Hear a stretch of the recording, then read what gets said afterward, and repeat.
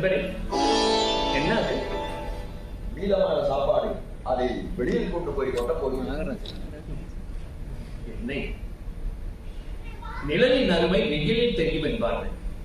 அதுபோல் பசி கொடுமையின் அருமை உணவின்றி தவிப்பவர்களுக்கு தான் தெரியும். எனக்கும் புரியும்.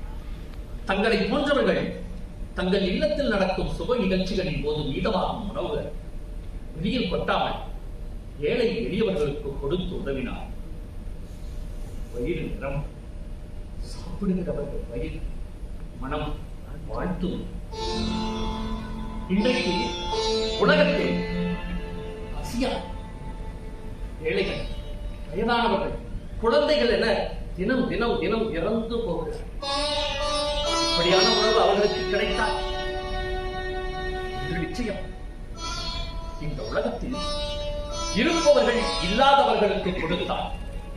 இல்லாமை என்பதே இல்லாமல்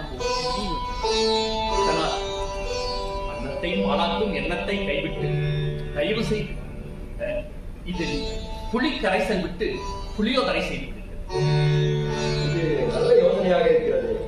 இதை நான் மற்றவர்களுக்கும் சொல்லி அவ்வாறே செய்ய சொல்கிறேன். வருகிறேன்.